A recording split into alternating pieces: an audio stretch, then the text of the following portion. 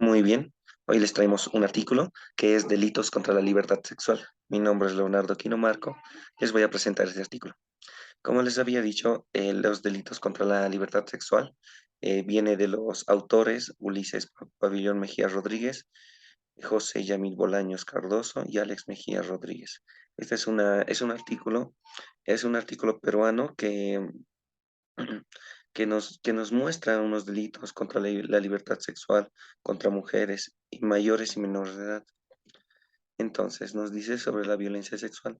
La violencia sexual es un problema relevante de la salud pública en nuestro país. No resulta fácil encontrar una definición que sea lo suficiente abarcadora y operativamente útil, debido a la complejidad de la etiología como para la variedad de las formas para manifestarse, sabiendo que este tiene diferentes puntos de vista y diferentes formas de tomarlo en cuenta. Ahora, la violencia sexual desde un punto de vista, desde la salud pública, tal como sea la OMS, este lo define como el uso intencional de la fuerza o el poder físico, de hecho o como amenaza contra uno mismo, otra persona o un grupo que cause lesiones, muerte, daños psicológicos, trastornos del desarrollo o privaciones. En todo caso, la violencia sexual presenta una manifestación muy específica, pero no aislada de las otras formas de violencia, donde hacen sinergismo las distintas naturalezas de violencia, como la violencia física, la violencia psíquica, las violencias de privaciones o del descuido, también otras muy conocidas como la violencia sexual. Así es también como nosotros podemos diferenciar dentro de la violencia interpersonal, la que se ocasiona por la familia, la pareja o la comunidad, tanto hacia una persona, a la pareja o a los adultos mayores.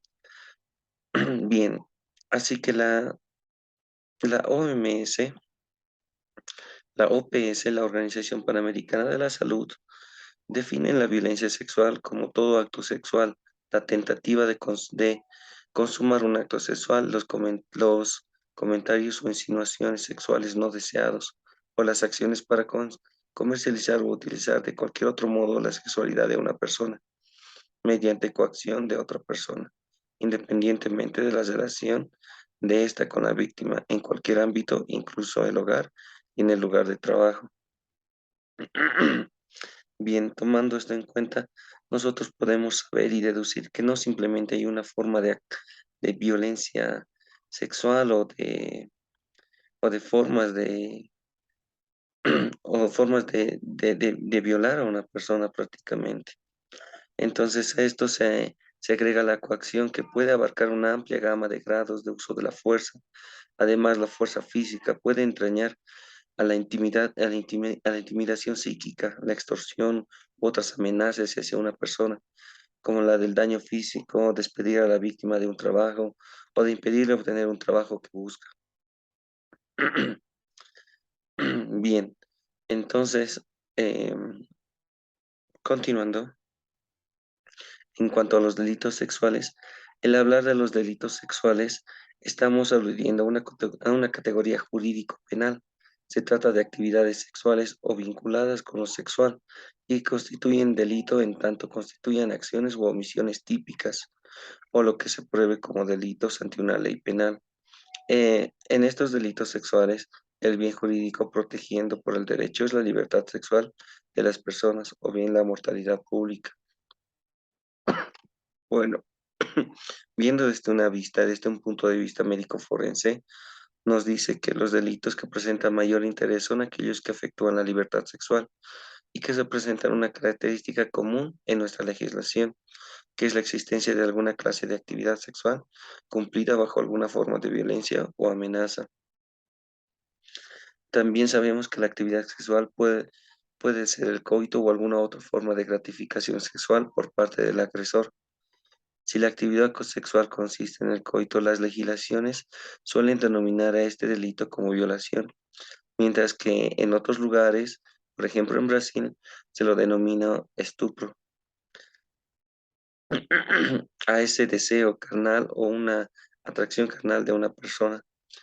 Los distintos países definen el coito de una forma similar y se ajustan a lo que establezca la ley a través de su código penal, según sea el caso.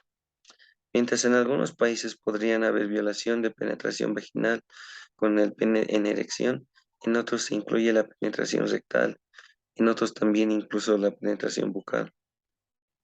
Algunas legislaciones también tipifican la violación en los casos de introducción de las partes del cuerpo distintas del pene e incluso de cuerpos extraños hacia la víctima. Esto nos indica que no simplemente hay una forma de una violencia sexual como tal, de un delito sexual, que no simplemente es de forma o de intimidad vaginal, sino también puede ser rectal o bucal. Y estas tienen el mismo cargo penal hacia el agresor. La actividad sexual distinta del coito se llama en los diferentes códigos actos contra el pudor, abuso deshonesto o atentado violento al pudor. La definimos por exclusión como cualquier forma de gratificación sexual distinta del coito, o lo que sería su equivalente a un acto sexual, que no encaja en la tipificación amplia de la violación sexual. Entonces, la violencia sexual presenta por definición legal o jurídica el uso de violencia como un método útil para practicar la actividad sexual, que vendría a ser el segundo elemento sustancial en los delitos contra la libertad sexual. La, li- la violencia consiste en el uso de la fuerza física, como también el uso de la amenaza como medio de su empleo, o el abuso de alguna situación de su superioridad, ya sea de un jefe o en el trabajo o acoso laboral también. Casi todas las legislaciones o la gran mayoría reconocen una serie de circunstancias en las que la violencia se presume. Estos son los supuestos delitos sexuales. En conclusión, existen muchas, múltiples definiciones para los términos de violación, violencia, delito contra la libertad sexual y otros. Todas tienen un punto en común, la irrupción de la libertad sexual de las personas afectadas. Para esto, el gobierno peruano concluye que deben realizarse profundos cambios en en las legislaciones de nuestro país, del país peruano, modifi- modificando las leyes para sancionar este tipo de delitos o este tipo de personas o agresores, únicamente haciendo revisión de estas leyes y tomando posteriormente medidas de control más estrictas para poder disminuir la problemática de los delitos.